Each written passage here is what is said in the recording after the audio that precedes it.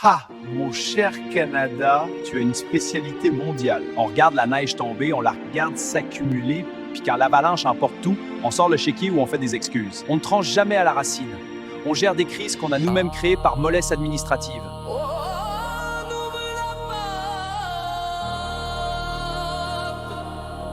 On ne regarde pas qui entre, puis on surveille pas ceux qui sortent.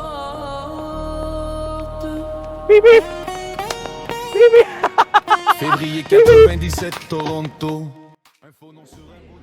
Aujourd'hui, on va parler de comment le système canadien est devenu un bouclier pour ceux qui bafouent nos lois. Et comment, au final, c'est toujours toi qui payes la note. Hardeep Singh Jar, c'est ce gars-là, il arrive au Canada avec un faux passeport au nom de Ravi Sharma. Il ment sur son identité, il ment sur ses tortures. Le statut est rejeté. Qu'est-ce qu'on fait? Rien. 11 jours plus tard, il tente le mariage de complaisance. Rejeté encore une fois. La justice confirme en 2001. Il devrait être dans le premier avion, direction autre part. Mais non, le système dort. Contre toute attente, en 2007, l'homme qui a fraudé ses papiers et son mariage devient citoyen canadien. Résultat, des années plus tard, Interpol s'excite, l'Inde le désigne terroriste. Il était accusé d'être le chef de l'organisation séparatiste militante Khalistan Tiger Force, KTF. Il était soupçonné d'avoir orchestré des actes de violence et des assassinats ciblés en Inde. Son nom était lié à plusieurs dossiers d'homicide liés à des activités militantes dans le Pendjab. Juste ça? Et ça finit en exécution assurée en 2023. Si on l'avait retourné à la frontière au premier mensonge, on n'en parlerait même pas aujourd'hui. Mais au Canada, on préfère attendre que la boule de neige devienne une montagne. Ensuite, il y a le cas Cadre, un gamin de Toronto, fils d'un membre d'Al-Qaïda, capturé à 15 ans en Afghanistan. On l'envoie à Guantanamo. C'est pas comme Valleyfield. On sait qu'il est torturé, on sait qu'il subit le Frequent Fire Programme pour le priver de sommeil, et on le met dans des positions inconfortables. On l'arrose de détergent et on le traîne dans la pisse. Qu'est-ce que fait le Canada? Nos propres services secrets, le SCRS, vont là-bas pour l'interroger sans avocat.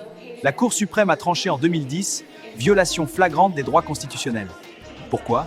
Pour éviter un procès encore plus coûteux. On paye pour l'incompétence de nos services qui n'ont pas su gérer un enfant soldat selon nos propres lois. Encore une fois, on gère la facture au lieu de gérer le problème à la source. Tu laisses pas un mineur partir vers un pays si c'est la guerre là-bas? Je dis ça comme ça! Et si vous pensez que c'est du passé, regardez ce qui se passe en 2024-2025.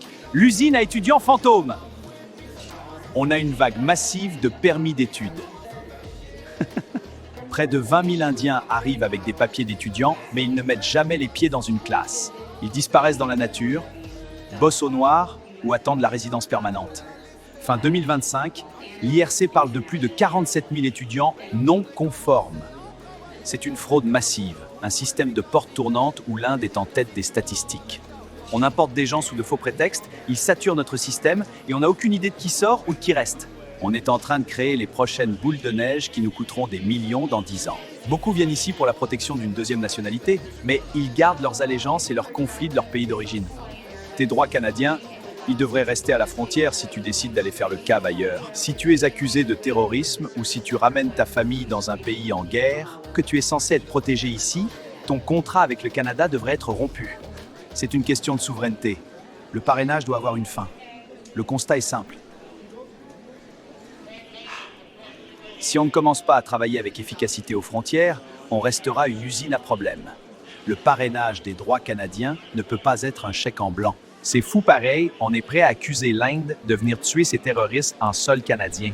Mais pour tout ce qui touche le Parti communiste chinois sur le vol de propriété intellectuelle, là, faudrait fermer notre gueule pendant 4 ans. Pourtant, on dit vouloir devenir souverain, puis on passe des pactes avec ceux qui brisent la souveraineté intellectuelle de tous les pays. C'était Amarok, directeur de l'agence, à l'aéroport Pearson de Toronto.